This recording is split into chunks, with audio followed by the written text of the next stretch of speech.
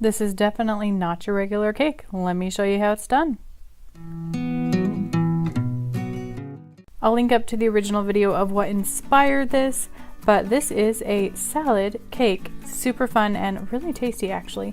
So I started off with some hummus mix. I'll be honest, I did not do exact measurements. It was a little less than 3 cups.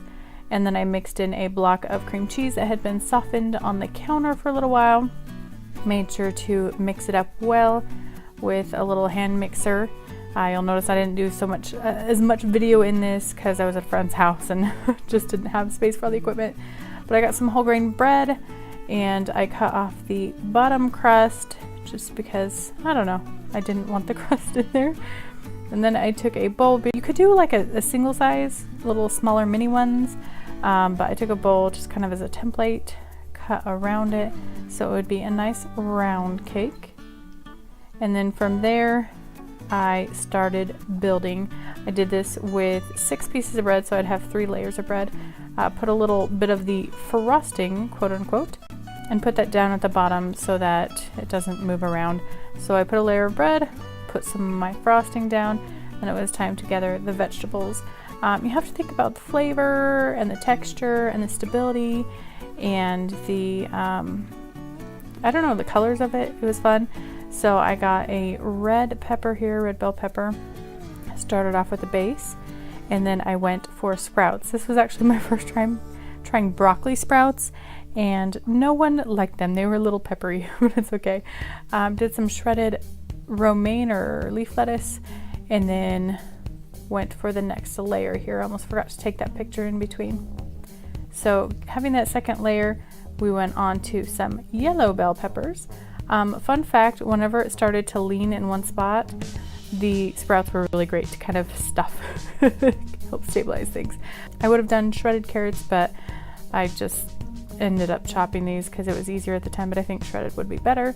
A little layer of frosting, and then I put on some avocado. Delicious. Probably didn't need that frosting, but it kind of helps cement things. And then some homegrown tomatoes straight from the garden. Can't get any better. Let me know if you've had a garden yourself. I think they're divine. So there we go with the last layer of frosting to kind of sandwich it together, and our top layer of bread.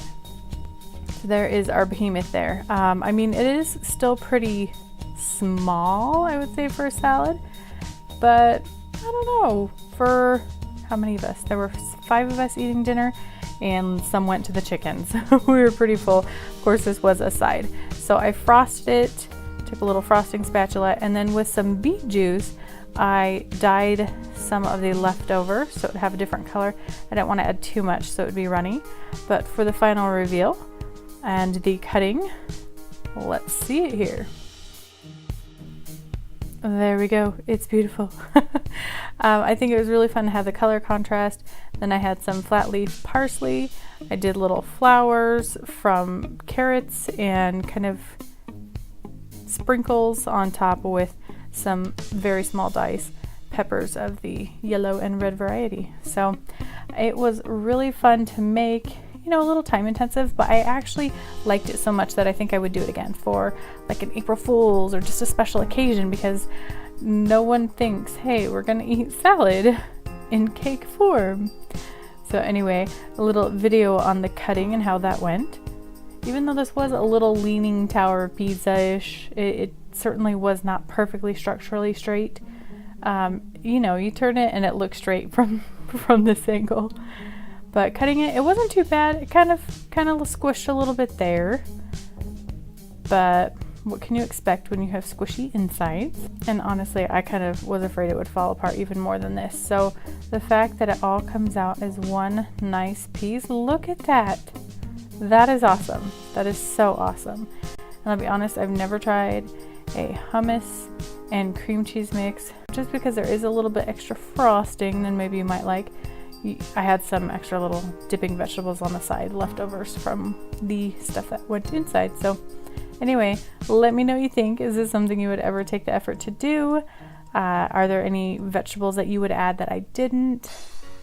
I appreciate you watching here. I would really appreciate if you would just give this video a thumbs up. I would love, love, love for you to share this. And if you have not subscribed already, please come hang out with me.